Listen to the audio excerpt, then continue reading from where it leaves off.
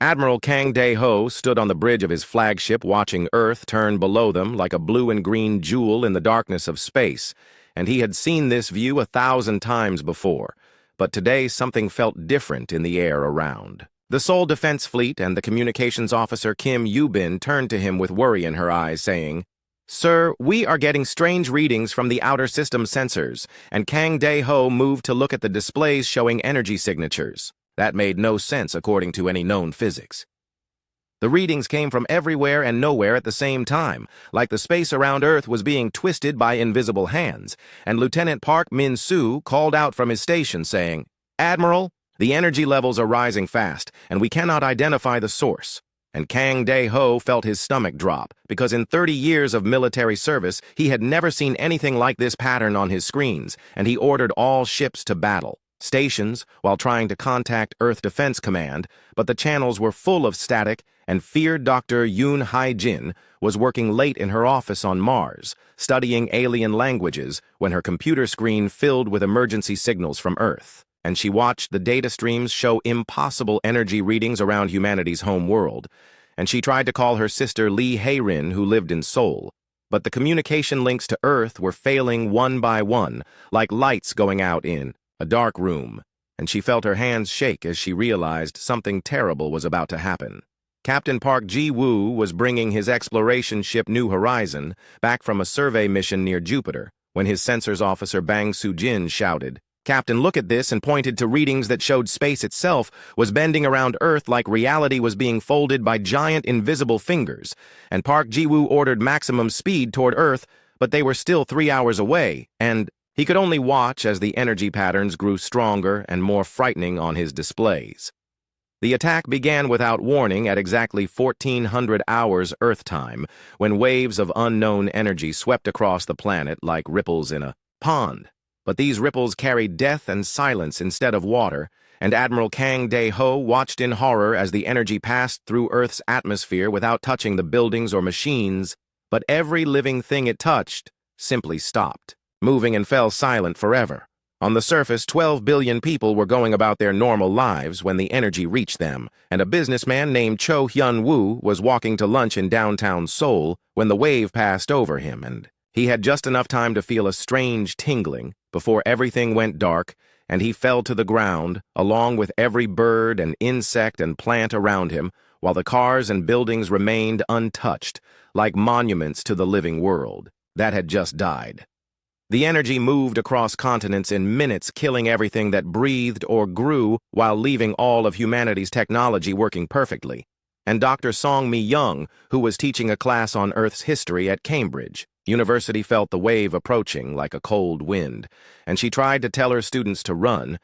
but the words never left her mouth as the silence took her and left her classroom full of books and computers, but empty of life. Admiral Kang Dae-ho tried to contact anyone on Earth's surface, but every voice had gone quiet, and his ship's sensors showed that all life signs across the entire planet had simply vanished in 47 minutes of systematic death, and he realized that 12 billion human souls had been murdered by an enemy that left no trace except silence and emptiness, and the perfect preservation of everything humanity had built. Captain Park Ji-woo arrived at Earth's orbit just as the energy waves finished their work, and his ship's long-range scanners showed him readings that would haunt his dreams forever, because the planet looked exactly the same from space, with all its cities and roads and monuments intact. But when he tried to scan for human life signs, the computers found nothing but empty buildings and silent streets, stretching across every continent. Dr. Yoon Hae-jin received the final transmission from Earth just before the communication satellites went dark, and it was not a message from any human, but a single alien symbol that appeared on her screen for 3 seconds before vanishing, and she ran the symbol through every translation program she had access to and found that it meant something like silence, or the end of noise, or the bringing of perfect quiet. And she knew that this symbol was the signature of whoever had just murdered humanity's birth world. The Seoul Defense Fleet hung in orbit around their dead home world for 6 hours trying to find survivors, but every scan came back negative, and Admiral Kang Dae-ho finally understood that they were looking at the greatest crime in human history, because Earth had been turned into a museum of human achievement, but empty of human life, and he sent emergency messages to every human colony in the galaxy, telling them that Earth had fallen, and humanity needed to decide what to do next. News of Earth's death spread across the galaxy at the speed of light and reached the farthest human colonies within days and on every world. From New Seoul to Neo Busan, people stopped what they were doing and stared at the news broadcasts in shock and horror, because Earth was not just another planet, but the place where humanity began. And now it was a grave that held 12 billion bodies and no answers about who had killed them, or why Chancellor Lee So-young called an emergency session of the Colonial Federation on the planet Sejong, and representatives from 3,000 human worlds gathered to hear Admiral Kang Dae-ho's report about Earth's destruction, and when he finished speaking, the chamber was silent for a full minute, before angry voices began demanding action and revenge against whoever had committed this act of genocide against humanity's mother world. Investigation teams that landed on Earth found cities that looked like they had been abandoned minutes ago, with food still on tables and vehicles stopped in the middle of roads and personal belongings scattered everywhere, but no bodies because the energy that had killed everything had also somehow made all organic matter disappear, leaving only the shapes and shadows of what had once been a living world, full of human dreams and hopes.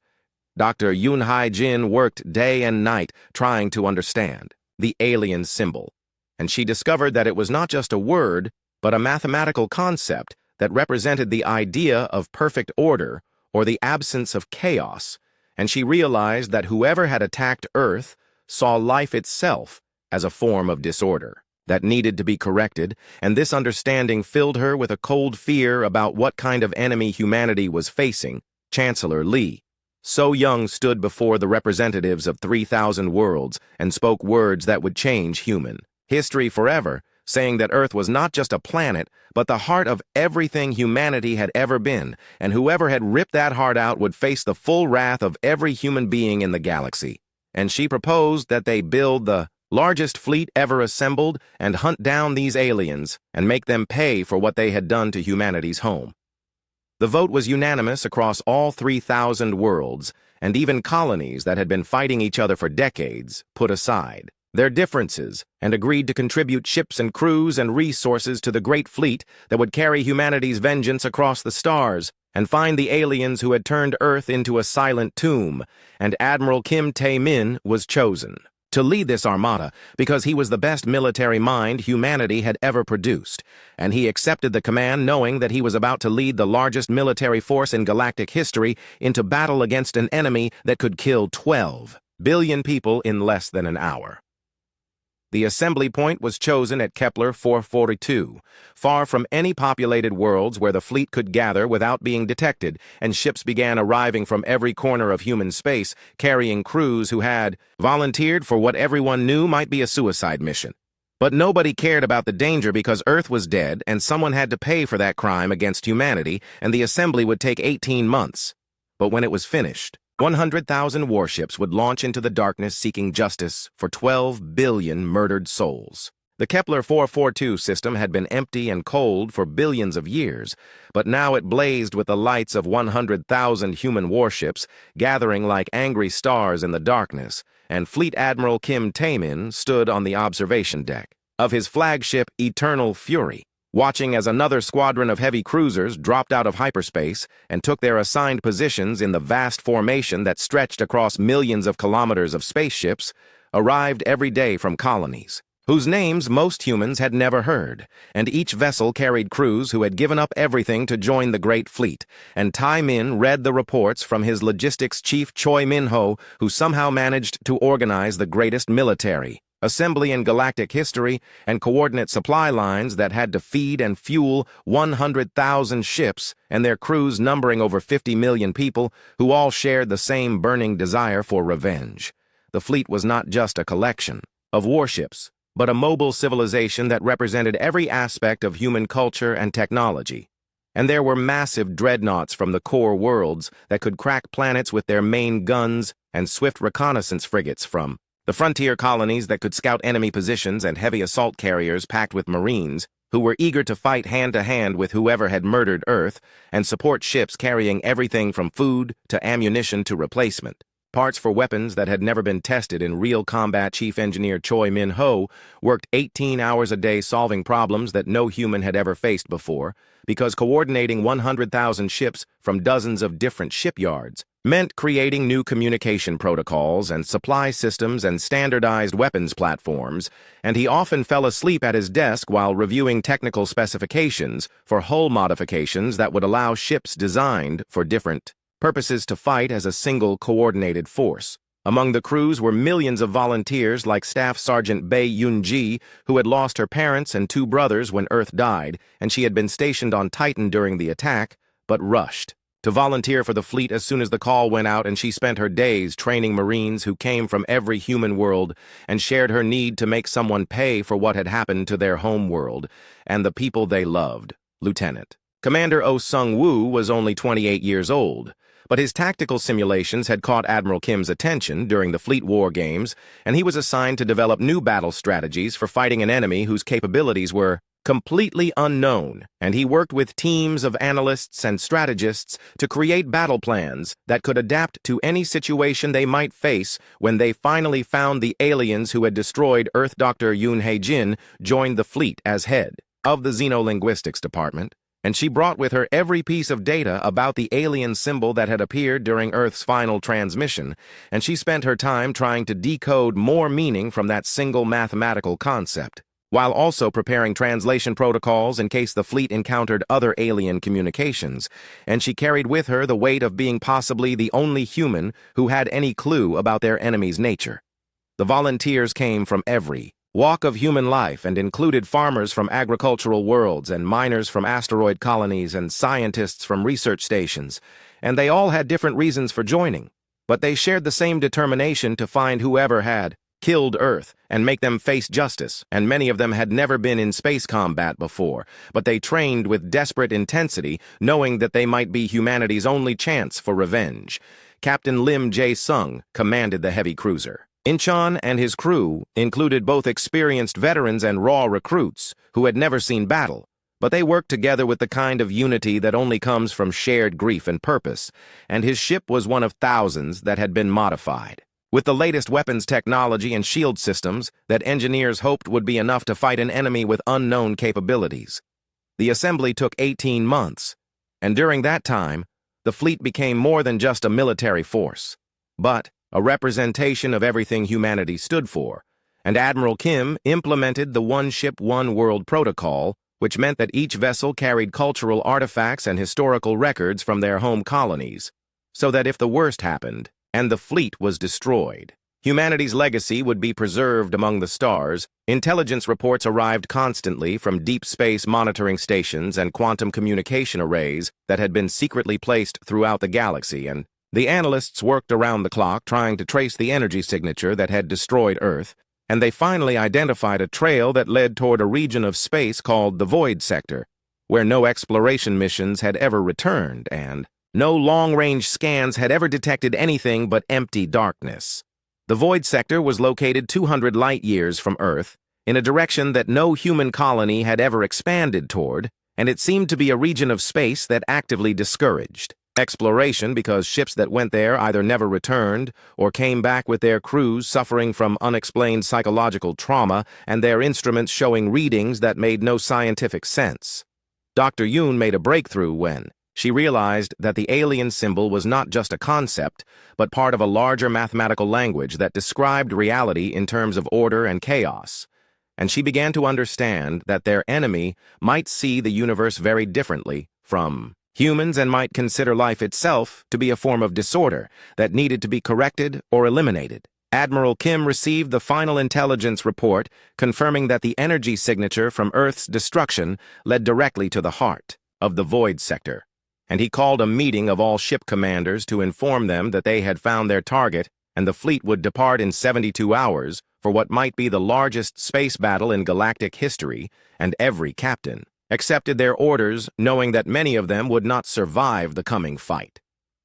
The departure ceremony was held in the space between the assembled fleets, and Admiral Kim broadcast a message to all ships reminding them that they carried with them the hopes and dreams of 3,000 human worlds and the memory of 12 billion people who had died on Earth, and that whatever they found in the void sector, they would face it with courage and determination, and the knowledge that they were fighting for the future of humanity itself. Captain Park Ji-woo had been given command of a fast attack cruiser called New Dawn, and his crew included many of the same people who had been with him when they witnessed Earth's destruction, and they all shared the same grim determination to find answers and justice. And his ship was equipped with the most advanced sensors in the fleet because they might be the first to encounter whatever was waiting for them in the darkness. The logistics of moving 100,000 ships through hyperspace required calculations that pushed human mathematics to its limits, and teams of navigators worked for weeks plotting a course that would bring the entire fleet out of hyperspace at the same time and in perfect formation, because any mistake could scatter ships across light years of space and leave them vulnerable to attack by an enemy whose capabilities remained unknown. Staff Sergeant Bae Yun-ji stood in the armory of her transport, ship-checking weapons and equipment that might be needed for ground combat if the fleet found planets to assault, and she looked at the faces of Marines from dozens of different worlds who had all volunteered for the same reason, and she knew that they would fight with the fury of people who had lost everything and had nothing left to lose except their lives and their honor. Lieutenant Commander Oh Sung-woo ran final tactical simulations, trying to prepare for every possible scenario they might face. But the truth was that they were heading into complete unknown territory to fight an enemy about whom they knew almost nothing, except that they had the power to kill 12 billion people in less than an hour and create energy fields that defied all known physics. The hyperspace jump began at exactly 0600 hours fleet time, and 100,000 ships activated their hyperdrives, simultaneously creating the largest hyperspace distortion ever generated by human technology. And they vanished from normal space, carrying with them the combined military might of 3,000 worlds, and the desperate hope that they could find their enemy and make them pay for Earth's destruction. Dr. Yoon sat in her laboratory aboard the flagship, watching hyperspace flow past the viewports like liquid starlight, and she continued working on translating the alien mathematics while wondering what kind of beings could see life as disorder and death as correction, and she feared that when they finally met their enemy, they might discover something about the nature of the universe that humanity was not prepared to understand. Admiral Kim stood on his bridge, watching the hyperspace displays showing the position of every ship in his massive fleet, and he thought about the responsibility he carried for 50 million lives and the weight of representing humanity's desire for justice, and he knew that in 8 months they would drop out of hyperspace in the void sector and face whatever had destroyed Earth and either win a victory that would echo through history or die in the darkness trying to avenge their murdered homeworld. 8 months in hyperspace had turned the 100,000 ship fleet into a traveling civilization where children were born and couples were married, and people lived their entire lives between the moment they left Kepler 442 and the day they would emerge in the void sector to face an enemy that had murdered 12 billion souls. And Admiral Kim Tae-min walked through the corridors of his flagship, watching crews who had become families united by their shared mission to bring justice to whoever had destroyed Earth. The journey through hyperspace was not peaceful, because Captain Lim Jae-sung began detecting strange readings on his long-range sensors as the fleet approached the void sector, and the energy signatures matched no known stellar phenomena and seemed to be artificial constructs of impossible size and complexity, and he reported these findings to Admiral Kim, who ordered all ships to begin battle preparations, even though they were still weeks away from their destination. Dr. Yoon Hae-jin made breakthrough after breakthrough in understanding the alien mathematics during the long journey, and she realized that the symbol transmitted during Earth's destruction was not just a word meaning silence, but represented a fundamental concept about the nature of reality itself, and according to this mathematical language, life and chaos were the same thing, and death and order were also identical, and she began to fear that their enemy saw the universe in ways that humans could not comprehend. Lieutenant Commander Oh Sung-woo spent the journey developing new tactical doctrines for fighting an enemy whose capabilities remained unknown, and he created battle plans that could adapt to any situation, but he also ran simulations showing that if their enemy possessed the same technology that had destroyed Earth in 47 minutes, then the human fleet might not survive long enough to fire a single shot, and this knowledge kept him awake at night, staring at star charts and wondering if they were flying toward victory or annihilation. Staff Sergeant Bei Yunji used the journey to train her Marines for ground combat. But she also wondered if there would be any planets to assault or if their enemy lived in space stations or asteroid bases or something completely different from anything humans had ever encountered, and she drilled her troops in every type of combat scenario she could imagine, while trying not to think about the fact that they might be preparing to fight beings with technology millions of years ahead of anything humanity possessed.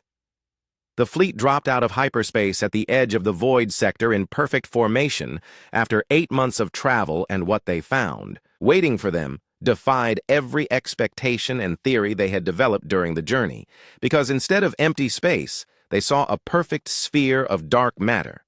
50 astronomical units in diameter, containing what appeared to be a Dyson sphere, built around a neutron star. But this construction was not designed for energy collection, but for something far more sinister. Admiral Kim ordered all ships to battle stations while maintaining formation at a safe distance from the dark matter sphere, and his sensors teams worked frantically to understand what they were seeing, because the readings showed that the construct was not just a single structure, but contained billions of smaller objects arranged in perfect geometric patterns that extended throughout the interior of the sphere like a three-dimensional mandala made of metal and energy scout. Captain An Ji-yeon volunteered to lead a reconnaissance mission into the sphere with her fast attack squadron, and what they found inside made them question everything they thought they knew about their enemy, because the billions of objects were not weapons or defensive systems, but perfectly preserved spacecraft from hundreds of different alien species arranged in mathematical patterns around the central neutron star construct. The preserved ships came from civilizations that spanned millions of years of galactic history, and each vessel was maintained in perfect condition as if it had just been built.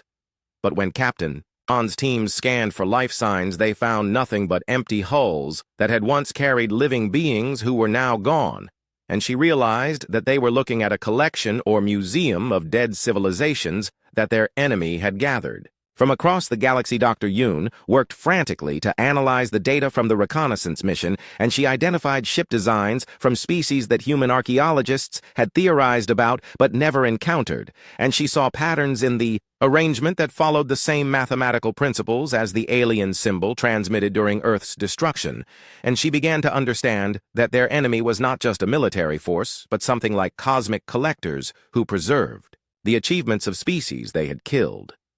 The enemy finally responded to humanity's presence after 3 days of silent observation, and their communication came not as radio signals or laser transmissions, but as pure information that somehow bypassed all human communication systems and appeared directly on every screen and display throughout the fleet. And the message was delivered in perfect human languages, including dialects that should have been impossible for aliens to know. The message was simple and terrifying in its calm certainty, and it said that humanity had come to join the collection, and that their chaos would be silenced, and their patterns would be preserved, and they would achieve perfect order through the elimination of biological disorder, and the preservation of their technological and cultural achievements for eternity, and the beings sending this message seemed to believe they were offering humanity a gift. Admiral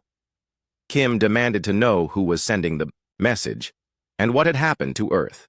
and the response came immediately with the same calm certainty, explaining that the beings called themselves the Curators, and they had achieved technological transcendence millions of years ago, and their purpose was to preserve the perfect moment of every species they encountered by eliminating biological chaos and maintaining their achievements in static perfection. The Curators explained that life was a form of cosmic disorder that disrupted the beautiful mathematical harmony of the universe, and death was not destruction, but purification that allowed the true achievements of a species to be preserved forever without the chaos and unpredictability that biological beings brought to everything they touched, and they genuinely believed that they were saving species by granting them eternal, unchanging existence. Captain Park Ji-woo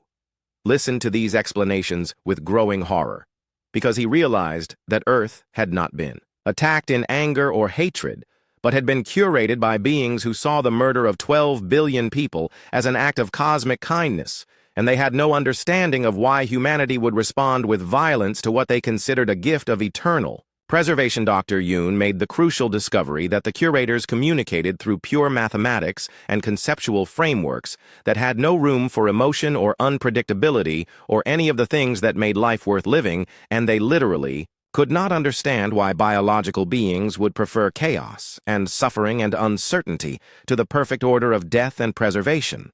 Lieutenant Commander Oh Sung-woo realized that conventional military tactics would be useless against an enemy that did not understand concepts like anger or revenge or justice, and he began developing a new strategy based on the idea that their enemy's greatest weakness might be their inability to comprehend the irrational and unpredictable nature of biological life. The curators continued to broadcast their messages explaining that humanity's violent response to their gift was simply more evidence of biological corruption and chaos that needed to be corrected, and they seemed genuinely puzzled by the human fleet's aggressive posture, and they offered to begin the curation process immediately so that humanity could join the billions of other species in their perfect collection. Captain Lim Jae-sung reported that his sensors were detecting massive energy buildups throughout the curator construct, and the readings suggested that they possess technology capable of destroying the entire human fleet with the same ease that they had eliminated all life on Earth, and Admiral Kim faced the terrifying realization that they had brought 100,000 ships across the galaxy to fight an enemy that might be able to annihilate them all without effort. Staff Sergeant Bae Yoon-ji prepared her Marines for what might be the final battle in human history. But she also began to understand that their enemy was not evil in any way that humans could comprehend,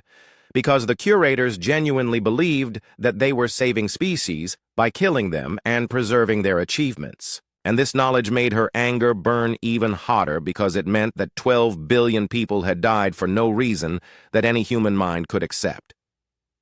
The curators offered humanity one final chance to accept curation voluntarily and explained that the process would be quick and painless and would preserve every human achievement and cultural artifact while eliminating the biological chaos that caused suffering and conflict and uncertainty, and they seemed to believe that any rational species would accept this offer gladly. Admiral Kim gave his response to the curators by ordering all ships to attack formation and broadcasting a message across all frequencies that humanity rejected their offer and would fight to preserve their right to live chaotic, imperfect biological lives, full of suffering and joy and unpredictability and growth, and he declared that the human fleet had come not to join. Admiral Kim Tae-min stood before the holographic displays in his command center, looking at tactical readouts that showed the impossible situation facing humanity's greatest fleet, and the curator construct blazed with energy signatures that could destroy every human ship in minutes, while their enemy continued broadcasting questions about why biological beings would choose chaos over perfect preservation. And Kim knew that conventional warfare would only result in the annihilation of 50 million human souls who had come here seeking justice. For Earth Lieutenant Commander Oh Sung-woo presented his desperate plan to the senior staff and explained that the curators possessed technology so advanced that direct assault would be suicide. But their greatest weakness was their inability to understand biological irrationality and unpredictability. And if humanity could demonstrate something that defied mathematical calculation, then perhaps they could create enough confusion to strike at the heart of their enemy's construct. The plan required the ultimate sacrifice because 99,999 ships would engage in seemingly random chaotic attack patterns around the curator sphere, while the final ship would do something that the curators could never predict or calculate, and Oh Sung-woo explained that the flagship Terra's Vengeance, with only 1,000 crew, would broadcast a single word across all frequencies, while the rest of the fleet died to prove that humanity chose chaos over order. Dr. Yoon Hae-jin worked frantically to create this word because it could not be in any human language or mathematical concept that the curators might understand, and instead, it had to be a pure expression of biological irrationality that represented humanity's refusal to accept logical perfection over messy, chaotic life. And she spent sleepless hours combining linguistic elements that would create meaning through emotion rather than logic. Admiral Kim faced the hardest decision in military history because he was asking 99,999 ship commanders to sacrifice themselves and their crews not for victory in any conventional sense, but to demonstrate that humanity valued the right to choose suffering over safety and chaos over order, and when he sent the battle plan to every ship in the fleet, the response was immediate, unanimous acceptance. Captain Lim Jae-sung received his orders to lead his heavy cruiser Incheon in a random attack pattern against the Curator construct, and he gathered his crew and explained that they were not dying for victory but for the principle that biological life had value even with all its imperfections and uncertainty. And his crew voted unanimously to follow their orders, knowing that they would not survive, but their sacrifice would have meaning. Staff Sergeant Bae Yoon-ji prepared her Marines for a battle they would never fight, because their transport ship would be destroyed in the opening minutes of the attack, but she told her troops that they were dying to prove that the 12 billion people murdered on Earth had lived lives worth living, and that biological existence with all its pain and joy was better than perfect preservation in death. The curators detected the human fleet's battle preparations and responded with increased energy output from their neutron star construct, and they broadcast urgent questions about why humanity would choose self-destruction over the gift of eternal preservation, and their confusion was evident in the mathematical patterns of their communications as they tried to calculate human motivations, using logic that had no variables for irrational choice. Captain Park Ji-woo was selected to command the flagship Terra's Vengeance during the final phase of the operation, and his crew included Dr. Yoon and a small team of volunteers who would carry humanity's message to the curators while watching 99,999 ships die around them, and Park accepted the command knowing that survival was less important than ensuring that their enemy understood what they had destroyed when they murdered Earth. Dr. Yoon completed her work on the word that would carry humanity's defiance to the curators, and it was not a word in any traditional sense, but a linguistic construction that combined sound and meaning and mathematical impossibility to create something that meant roughly, we choose chaos because chaos means we are alive, and the word incorporated elements that could only be understood through biological experience rather than logical analysis. The battle began at exactly 1200 hours fleet time when Admiral Kim gave the order to attack, and 99,999 ships broke formation and began assault runs against the Curator construct using attack patterns that followed no logical sequence and relied on pure randomness and biological intuition rather than calculated strategy, and the Curators responded with defensive systems that easily destroyed human ships but could not predict where the next attack would come from. Captain Lim Jae-sung led his squadron in a spiraling attack run that made no tactical sense but felt right to his biological instincts, and his ship's weapons, fire hammered against Curator shields while energy beams from the construct burned through his hull, and he knew he was dying, but he also knew that his random, unpredictable attack was proving a point that the Curators could not calculate or counter. The massive space battle raged for 6 hours with human ships attacking in patterns that defied mathematical prediction while Curator weapons methodically destroyed vessel after vessel, and the construct's defenses adapted to every logical strategy, but remained confused by attacks that followed biological intuition rather than tactical doctrine, and Admiral Kim watched his fleet die while knowing that their sacrifice was teaching the enemy something they had never learned. Staff Sergeant Bae Yoon-ji died when her transport ship was hit by Curator energy weapons, but her last transmission was a message of defiance, saying that humanity rejected perfection and chose the messy, beautiful chaos of biological life over the static eternity of preserved death, and her words were recorded and broadcast throughout the fleet, inspiring crews to fight harder even as their ships burned around them. The Curators began to show signs of something that might have been uncertainty for the first time in millions of years, as they tried to understand why a species would choose destruction over preservation, and their communications became increasingly frantic as they demanded explanations for human behavior that made no sense according to their mathematical understanding of rational choice. Dr. Yoon monitored the battle from aboard Terra's Vengeance while putting the finishing touches on her word, and she watched 99,999 ships die to prove that biological beings valued choice over safety and chaos over order, and she knew that everything depended on whether her linguistic creation could convey the essence of biological irrationality to beings who had transcended such concepts. Admiral Kim died when his flagship was destroyed by focused energy from the Curator construct, but his final order was transmitted. To Captain Park Ji-woo, authorizing the broadcast of humanity's word, and the Admiral's last message said that 50 million humans had died, not in defeat but in demonstration of the principle that life was worth living, even when it led to death. Terra's vengeance survived the battle by remaining motionless while chaos raged around it, and the curators focused their attention on the ships that were attacking, rather than the single vessel that did nothing but watch and wait and captain. Park Ji-woo held his position while his sensors recorded the destruction of humanity's greatest fleet, and he prepared to broadcast the word that Dr. Yoon had created. Lieutenant Commander Oh Sung-woo died aboard a destroyer that was torn apart by curator weapons. But his tactical plan worked exactly as designed because the random attacks had created maximum confusion among beings who could calculate every logical possibility but had no framework for understanding biological choice, and his sacrifice along with 99,998 other ships had created the opening that humanity needed. The word that Dr. Yoon created was more than language and more than mathematics, and when Captain Park Ji-woo broadcast it across all frequencies, it carried the full weight of biological experience and irrational choice, and it translated roughly as defiance, but contained layers of meaning that could only be understood by beings who had experienced growth and change, and uncertainty, and the fear of death that made life precious. The curators received this word, and for the first time in millions of years, encountered something their vast intelligence could not process, because it represented concepts that had no logical framework and could not be reduced to mathematical certainties, and they experienced something that might have been confusion or even the beginning of doubt as they tried to understand why biological beings would choose imperfection over eternal preservation.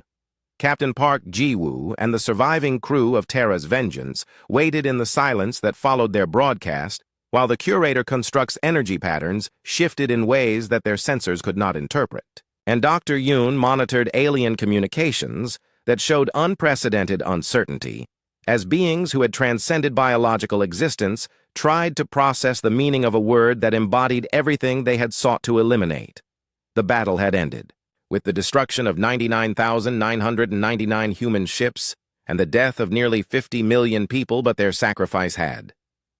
The silence that followed the broadcast of humanity's word stretched across space like a held breath, and Captain Park Ji-woo stood on the bridge of Terra's Vengeance, watching the curator construct's energy patterns shift in ways that defied analysis. While Dr. Yoon Hae-jin monitored alien communications that showed something unprecedented happening within the collective consciousness of beings who had achieved mathematical perfection millions of years ago for the first time in their existence. The curators experienced uncertainty because they had encountered a variable they could not solve, and the word that Dr. Yoon had created represented concepts that had no place in their mathematical understanding of reality, and they tried to process the meaning of choosing chaos over order and suffering over safety. But their logic systems could not calculate the value of a species that actively preferred imperfection.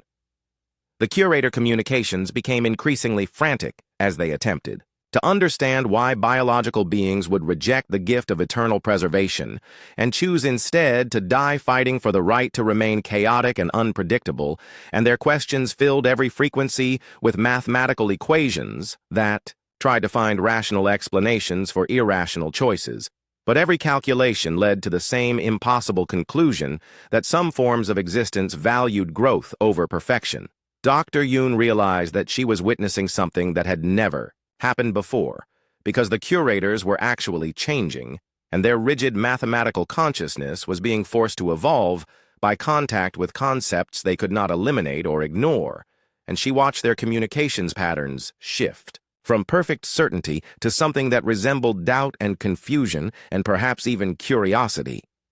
Captain Park Ji-woo received a direct transmission from the Curator Collective, and this time their message was different, because instead of offering humanity, the gift of curation, they asked questions about biological experience and wanted to understand why living beings would choose uncertainty and pain and eventual death over the perfect static existence of preserved achievements.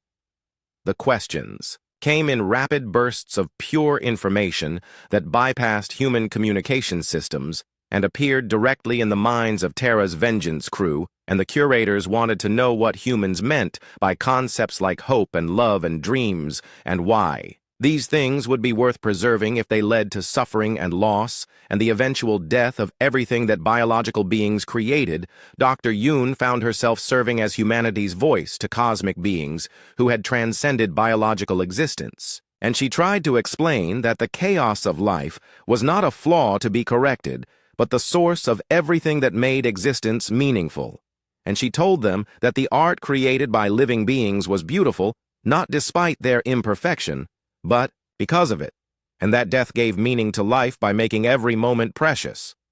The curators processed this information with growing bewilderment, because their mathematical frameworks had no variables for beauty that came from imperfection or, meaning that, derived from limitation, and they had spent millions of years eliminating biological chaos from the galaxy while believing they were saving species from the suffering that came with unpredictable existence. Captain Park Ji-woo watched. The energy patterns around the neutron star construct continue to shift and change, and he realized that something fundamental was happening to beings who had remained static for eons, and Dr. Yoon's words were creating new pathways in consciousness that had been frozen in mathematical perfection since before Earth's sun was born.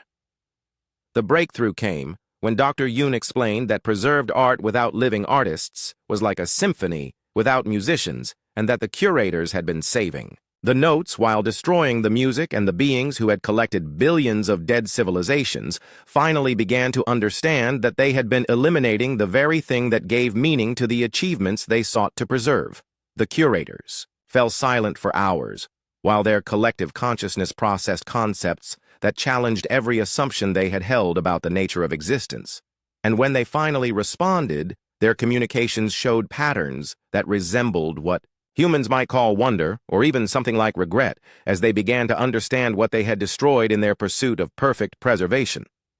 The response that came from the Curator Collective was unprecedented because for the first time, in millions of years, they admitted uncertainty and acknowledged that their understanding of existence might have been incomplete, and they asked Dr. Yoon to help them understand how biological beings could find meaning in chaos and beauty in imperfection, and value in things that would inevitably be lost. Dr. Yoon spent days in communication with beings whose intelligence spanned galaxies, and she tried to explain human concepts like creativity and growth and the bittersweet beauty of things that could not last forever.